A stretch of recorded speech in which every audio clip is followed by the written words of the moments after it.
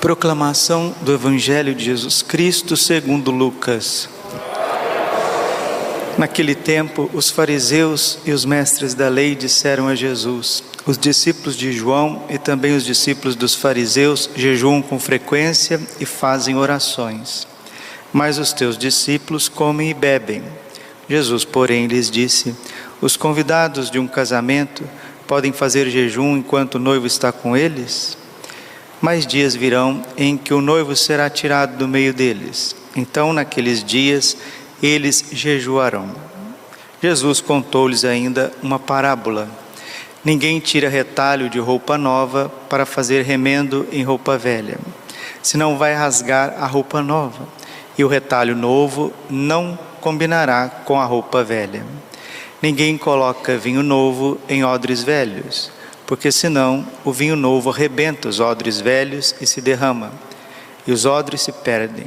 Vinho novo deve ser colocado em odres novos. E ninguém, depois de beber vinho velho, deseja vinho novo, porque diz: o velho é melhor.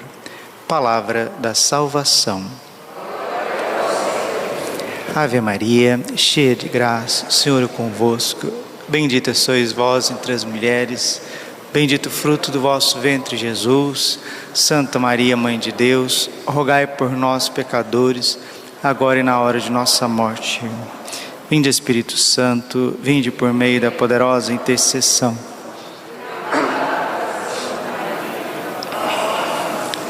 Podemos sentar um pouquinho.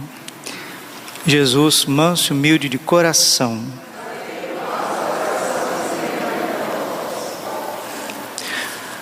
Nossa Senhora apareceu em La Salette no dia 19 de setembro de 1946.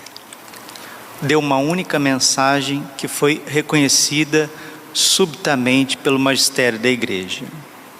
O Papa São João Paulo II dizia que La Salette, a mensagem de La Salette, é o centro e o coração de todas as aparições marianas. Ela foi dada no século XIX, mostrando para nós, como num leque, abrindo o espectro, aquilo que seria o século XX e XXI. Entre algumas palavras de Nossa Senhora, no ano de 1864, nós estamos em 846, Nossa Senhora já está se referindo ao ano de 1864, ela está dando data. Lúcifer e um grande número de demônios serão soltos do inferno e acabarão pouco a pouco com a fé, mesmo das pessoas dedicadas a Deus. Porque agora é o tempo dos tempos, o fim de todos os fins. A igreja será eclipsada e o mundo ficará em estado de consternação, confusão e perplexidade.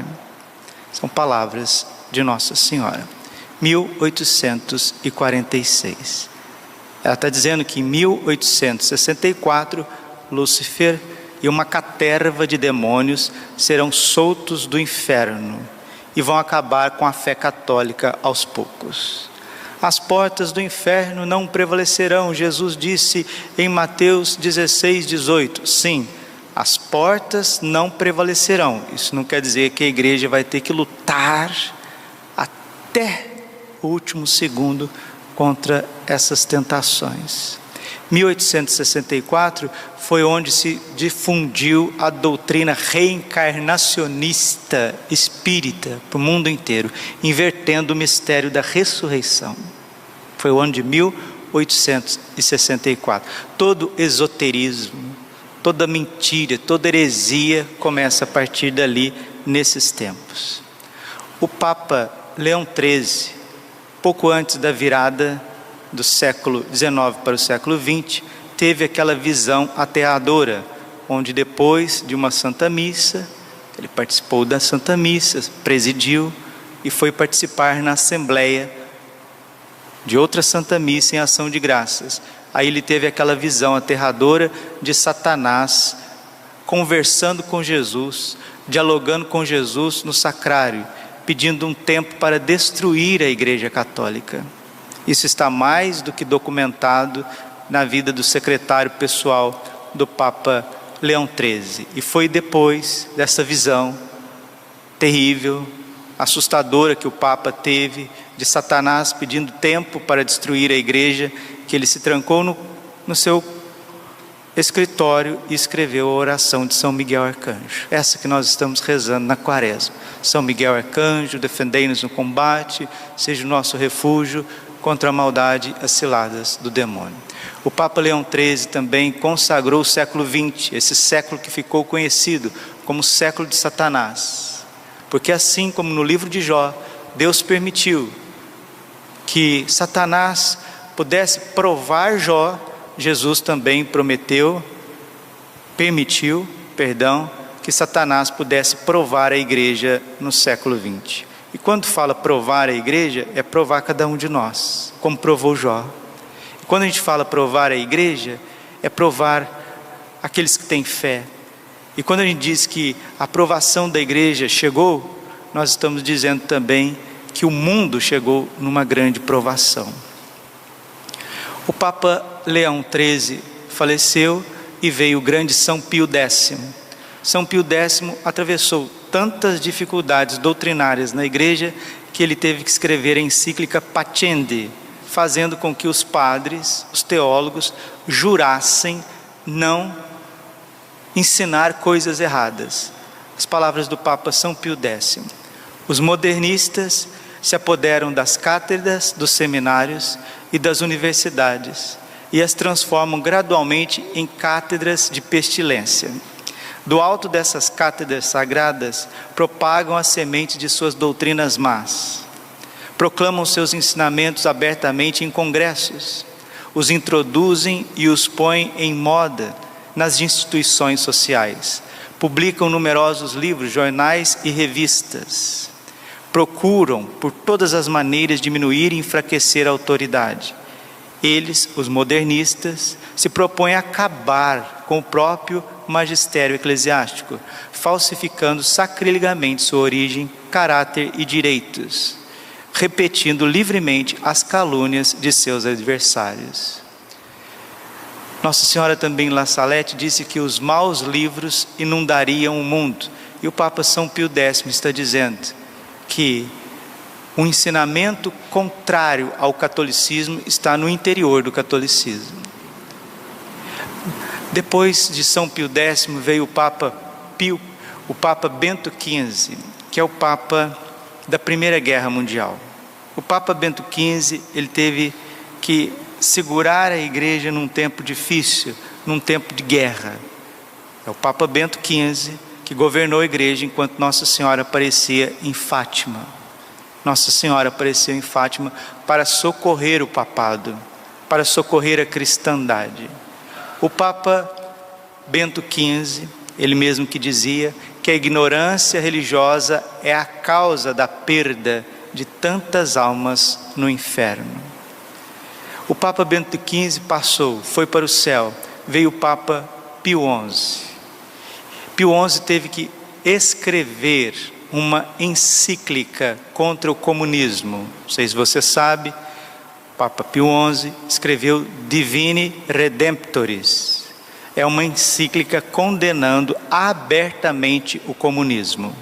Se uma pessoa é católica e adere a um partido comunista, ela está automaticamente excomungada da igreja.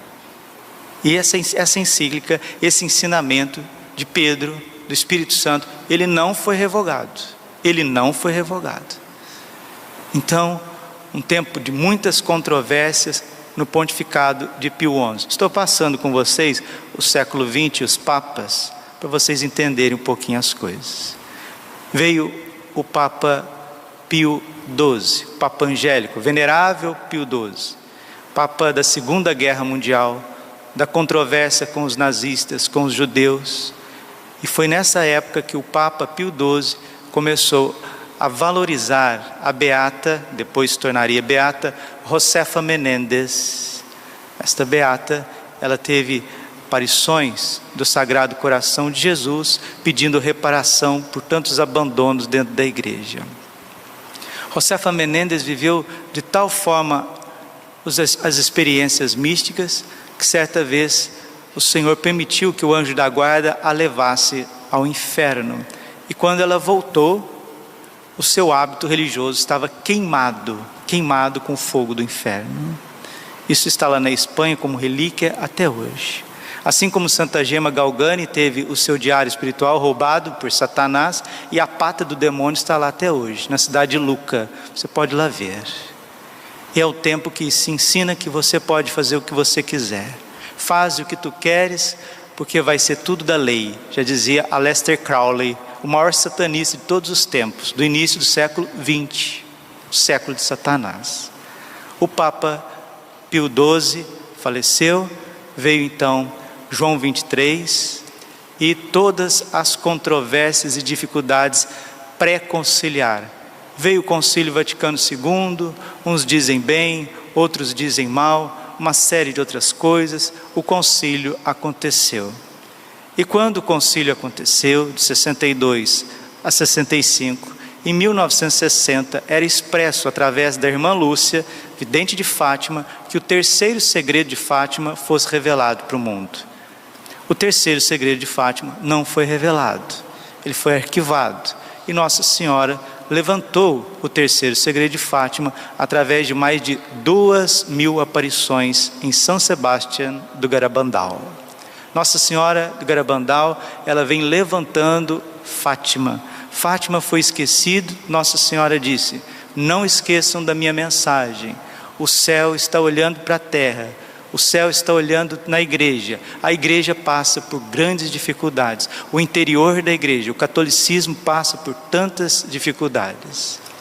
Na época que Nossa Senhora apareceu em Garabandal, o Papa era São Paulo VI. O Papa São Paulo VI, com tantas lutas no interior da igreja, ele chega a dizer algumas coisas para nós que é muito importante. 7/12 de 72, palavras do Papa São Paulo VI. A igreja está passando por uma hora de autodestruição. Parece querer suicidar, matar a si mesma. Palavras de um Papa Santo. Há neste momento uma grande inquietação na igreja. E o que está em questão é a fé. O que me perturba é que dentro do catolicismo, algumas vezes parece predominar um pensamento não católico. E pode acontecer que esse pensamento não católico dentro do catolicismo, amanhã seja uma força maior dentro da igreja. Bingo! Palavras proféticas do Papa em 1972. Parece que este pensamento não católico dentro do catolicismo, amanhã seja uma força maior na igreja. A igreja está sendo infiltrada e solapada. A história não mente. Os divinos corações não mentem. Diante de fatos históricos, não há contra-argumentos, não existe.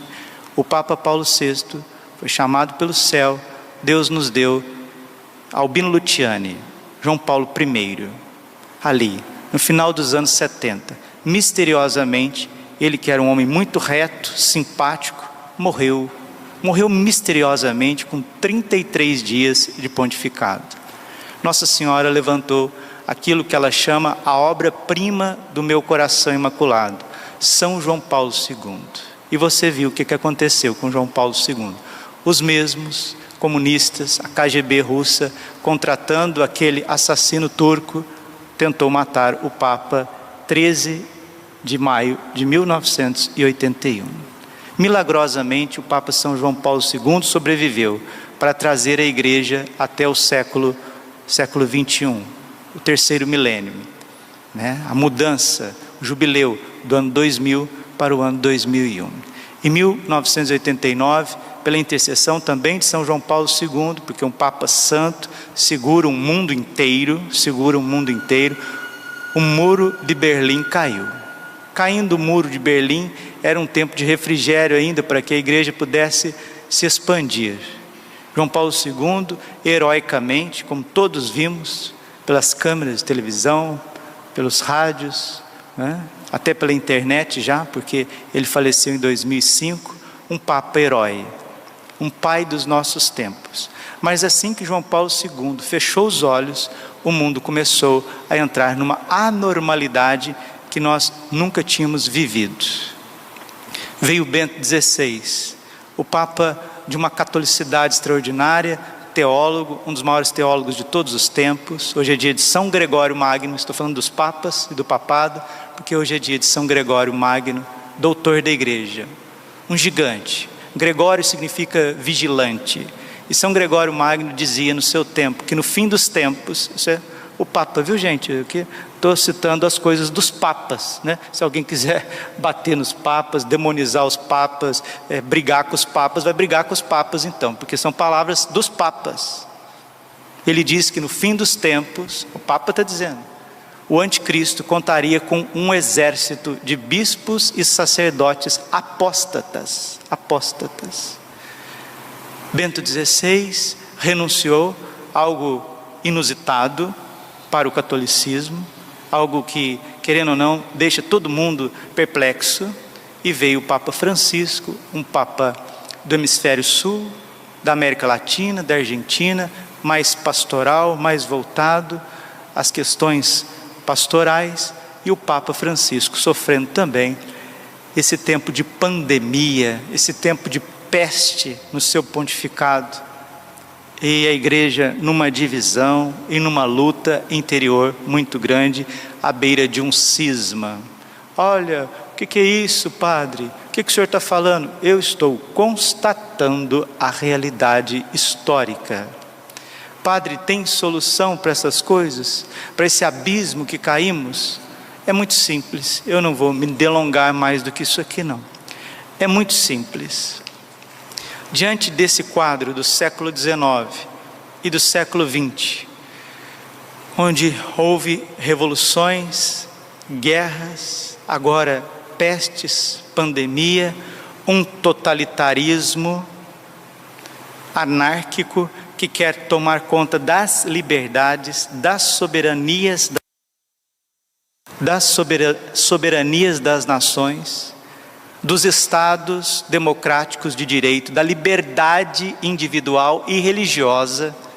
Nós estamos debaixo de um castigo, nós estamos debaixo de uma fumaça maligna dentro da igreja e também fora dela. Como que nós podemos ainda resistir a tudo isso? Termino aqui bem prático com vocês, porque quem acompanha as homilias já está mais do que catequizado. Está mais do que catequizado. Jesus disse no Evangelho, para o bom entendedor, meia palavra basta. O que nós precisamos fazer? Uma palavra, obedecer o coração de Jesus e o Imaculado Coração de Maria. Nossa Senhora pediu a confissão reparadora e a comunhão reparadora. Nosso Senhor Jesus Cristo ressuscitado aparece para os seus santos pedindo a confissão reparadora e a comunhão reparadora nas primeiras sextas-feiras do mês e nos primeiros sábados do mês.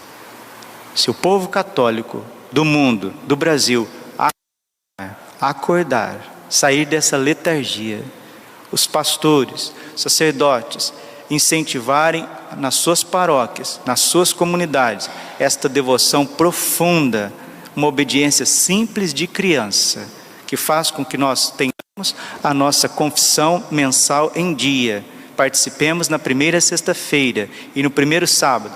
Padre, são 9 primeiras sextas-feiras, são 5 primeiros sábados? Sim, mas eu estou falando aqui de uma obediência perpétua, enquanto nós vivermos. Guardarmos todas as primeiras sextas-feiras, guardarmos todos os primeiros sábados.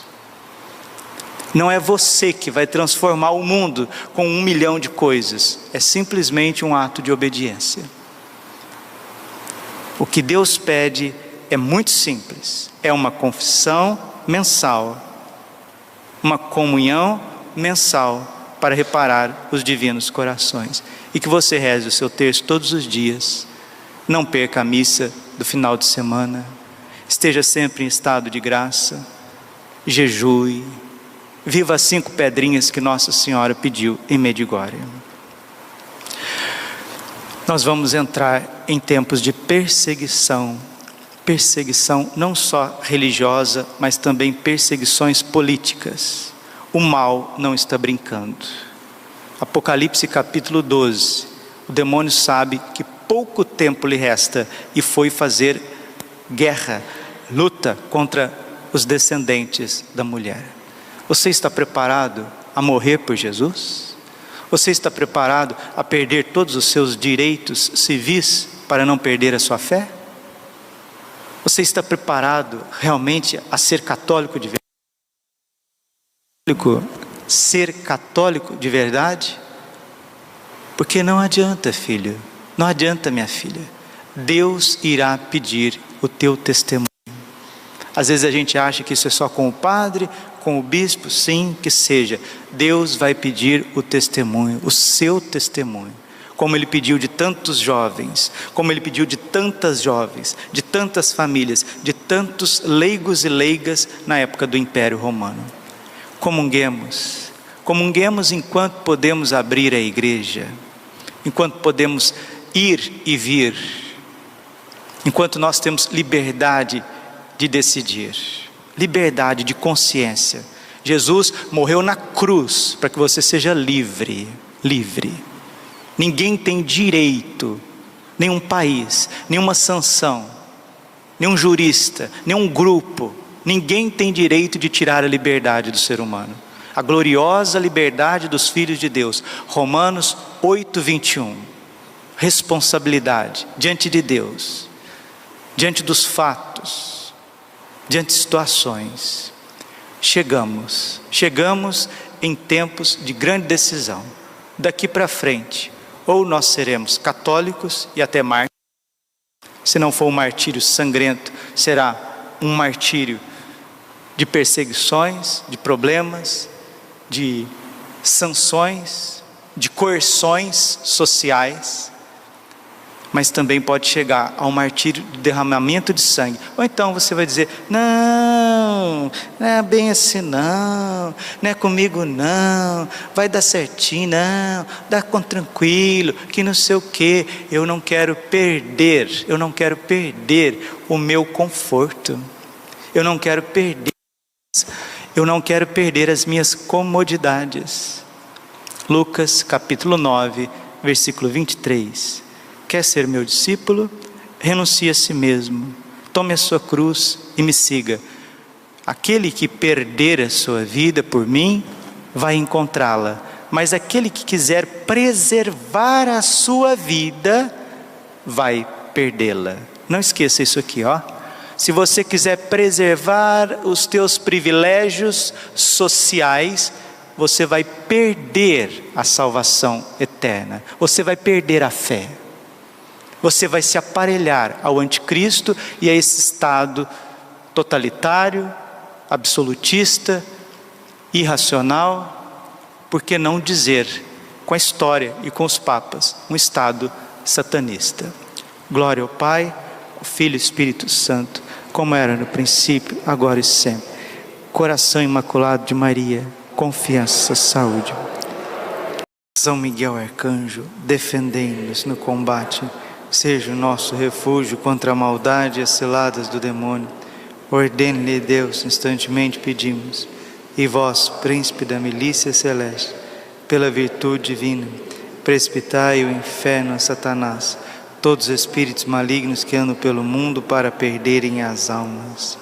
Senhor, tende piedade de nós. Jesus Cristo, tende piedade de nós. Senhor, tende piedade de nós. Jesus Cristo, ouvi-nos. Jesus Cristo, atendei-nos. Pai Celeste, que sois Deus, Filho Redentor do mundo, que sois Deus, Espírito Santo, que sois Deus, Trindade Santa, que sois um único Deus, Santa Maria, Rainha dos Anjos, São Miguel cheio da graça de Deus, São Miguel perfeito adorador do Verbo Divino, São Miguel coroado de honra e de glória, São Miguel poderosíssimo, príncipe dos exércitos do Senhor, São Miguel porta-estandarte da Santíssima Trindade, São Miguel, guardião do paraíso. São Miguel, guia e consolador do povo israelita. São Miguel, esplendor e fortaleza da igreja militante. São Miguel, honra e alegria da igreja triunfante. São Miguel, luz dos anjos. São Miguel, baluarte dos cristãos. São Miguel, força daqueles que combatem pelo estandarte da cruz. São Miguel, luz e confiança das almas no último momento da vida. São Miguel, confiança dos moribundos. São Miguel, socorro muito certo. São Miguel, nosso auxílio em todas as adversidades. São Miguel, arauto da sentença eterna. São Miguel, consolador das almas que estão no purgatório. São Miguel, a quem o Senhor incumbiu de receber as almas que estão no purgatório. São Miguel, nosso príncipe. São Miguel, nosso advogado. Cordeiro de Deus, que tirai os pecados do mundo. Cordeiro de Deus, tirai os pecados do mundo. Cordeiro de Deus, tirai os pecados do mundo. Rogai por nós, glorioso São Miguel, príncipe da Igreja de Jesus Cristo. Senhor Jesus, santificai-nos por uma bênção sempre nova e concedei-nos por intercessão de São Miguel essa sabedoria que nos ensina a juntar riquezas no céu e a trocar os bens do tempo presente pelos da vida eterna. Vós que viveis e reinais por todos os séculos dos séculos. Nos consagramos a Ti, São Miguel, a nossa vida, o nosso coração, nossa família, nossa paróquia, nossa capela. Ó Príncipe nobilíssimo dos anjos, valoroso guerreiro do Altíssimo, zeloso defensor da glória do Senhor, terror dos espíritos rebeldes, amor e delícia de todos os anjos justos, meu diletíssimo arcanjo São Miguel, desejando eu fazer parte do número dos vossos devotos e servos, a vós hoje me consagro, me dou e ofereço, ponho a mim próprio, a minha família e tudo que me pertence debaixo da vossa poderosíssima proteção. É pequena a oferta do meu serviço, sendo como sou um miserável pecador, mas vós engrandecereis o afeto do meu coração. Recordai-vos que de hoje em diante estou debaixo do vosso sustento, e deveis assistir-me em toda a minha vida e obter-me o perdão dos meus muitos e graves pecados, a graça de amar de todo o coração o meu querido Salvador Jesus Cristo, a minha Mãe Maria Santíssima. Obtei-me aqueles auxílios que me são necessários para conquistar a coroa da vida eterna. Amém. A Nossa Senhora Rainha dos Anjos, augusta Rainha dos céus, soberana Mestra dos anjos, vós que desde o princípio recebeste de Deus o poder e a missão de esmagar a cabeça de Satanás, nós vô-lo pedimos humildemente. Enviai as vossas legiões celestes, que sobre vossa ordem e vosso poder elas persigam os demônios, combatendo-os por toda a parte, reprimindo-lhes a insolência e lançando-os no abismo. Quem como Deus, ó Mãe de bondade e ternura, vós sereis sempre o nosso amor e a nossa esperança. Ó Mãe divina, enviai os santos anjos para nos defenderem e repelir para longe de nós o cruel inimigo. Santos anjos e arcanjos, defendei-nos e guardai-nos. Santo anjo do Senhor, a piedade divina sempre me rege, me guarda, me governa, me ilumina. Nossa Senhora Rainha dos Anjos,